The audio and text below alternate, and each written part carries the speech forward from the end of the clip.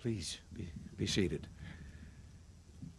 Mrs. King, members of the King family, distinguished members of the Congress, ladies and gentlemen, honored guests, I'm very pleased to welcome you to the White House, the home that belongs to all of us, the American people. When I was thinking of the contributions to our country, the man that we're honoring today, a passage attributed to the American poet John Greenleaf Whittier comes to mind.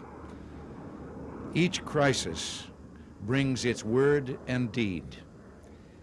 In America in the 50s and 60s, one of the important crises we faced was racial discrimination. The man whose words and deeds in that crisis stirred our nation to the very depths of its soul was Dr. Martin Luther King, Jr. Martin Luther King was born in 1929 in an America where, because of the color of their skin, nearly 1 in 10 lived lives that were separate and unequal. Most black Americans were taught in segregated schools. Across the country, too many could find only poor jobs, toiling for low wages. They were refused entry into hotels and restaurants, made to use separate facilities. In a nation that proclaimed liberty and justice for all, too many black Americans were living with neither. In one city, a rule required all blacks to sit in the rear of public buses. But in 1955, a brave woman named Rosa Parks was told to move to the back of the bus. She said no. A young minister in a local Baptist church, Martin Luther King, then organized a boycott of the bus company, a boycott that stunned the country. Within 6 months, the courts had ruled the segregation of public transportation unconstitutional.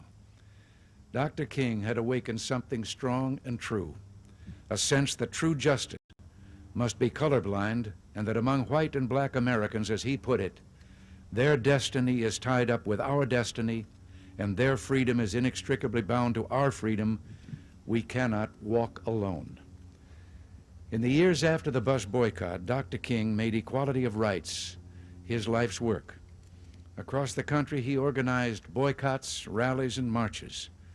Often he was beaten, imprisoned, but he never stopped teaching nonviolence. Work with the faith, he told his followers, that unearned suffering is redemptive. In 1964, Dr. King became the youngest man in history to win the Nobel Peace Prize. Dr. King's work brought him to this city often. And in one sweltering August day in 1963, he addressed 250,000 people at the Lincoln Memorial. If American history grows from 2 centuries to 20, his words that day will never be forgotten. I have a dream that one day on the red hills of Georgia, the sons of former slaves and the sons of former slave owners will be able to sit down together at the table of brotherhood. In 1968, Martin Luther King was gunned down by a brutal assassin. His life cut short at the age of 39. But those 39 short years had changed America forever. The Civil Rights Act of 1964 had guaranteed all Americans equal use of public accommodations, equal access to programs financed by federal funds, and the right to compete for employment on the sole basis of individual merit. The Voting Rights Act of 1965 had made certain that from then on, black Americans would get to vote. But most important, there was not just a change of law. There was a change of heart. The conscience of America had been touched. Across the land, people had begun to treat each other not as blacks and whites, but as fellow Americans. And since Dr. King's death, his father, the Reverend Martin Luther King Sr., and his wife, Coretta King, have eloquently and forcefully carried on his work. Also, his family have joined in that cause. Now, our nation has decided to honor Dr. Martin Luther King, Jr. by setting aside a day each year to remember him and the just cause he stood for. We've made historic strides. since Rosa Parks refused to go to the back of the bus. As a democratic people, we can take pride in the knowledge that we Americans recognized a grave injustice and took action to correct it. And we remembered that in far too many countries, people like Dr. King never have the opportunity to speak out at all. But traces of bigotry still mar America.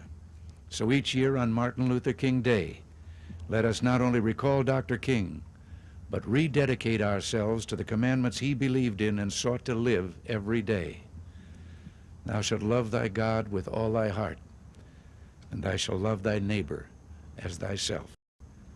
And I just have to believe that all of us, if all of us, young and old, Republicans and Democrats, do all we can to live up to those commandments, then we will see the day when Dr. King's dream comes true.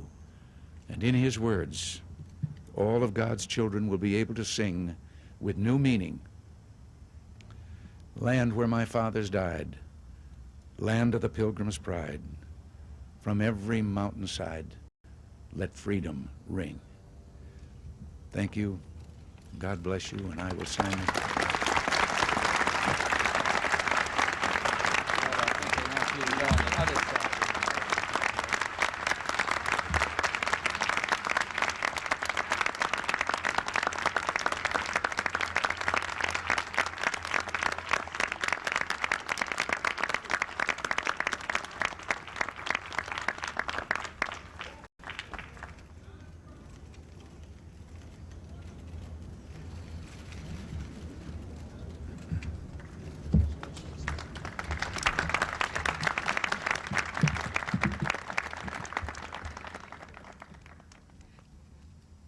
Thank you, Mr. President,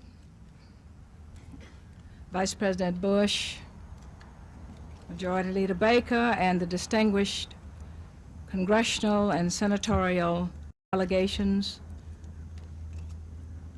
and other representatives who gathered here, and friends.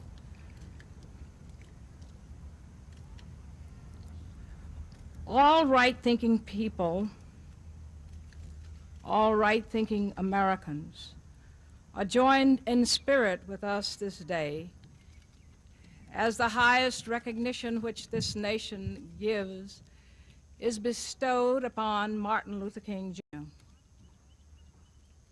one who also was the recipient of the highest recognition which the world bestows, the Nobel Peace Prize. In his own life's example, he symbolized what was right about America, what was noblest and best, what human beings have pursued since the beginning of history. He loved unconditionally. He was in constant pursuit of truth, and when he discovered it, he embraced it. His nonviolent campaigns brought about redemption, reconciliation, and justice. He taught us that only peaceful means can bring about peaceful ends, that our goal was to create the beloved community. America is a more democratic nation, a more just nation, a more peaceful nation, because Martin Luther King Jr. became her preeminent nonviolent commander. Martin Luther King Jr.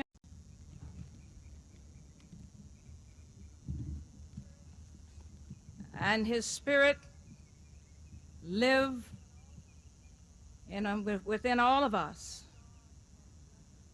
Thank God for the blessing of his life and his leadership and his commitment. What manner of man was this? May we make ourselves worthy to carry on his dream and create the beloved community. Thank you.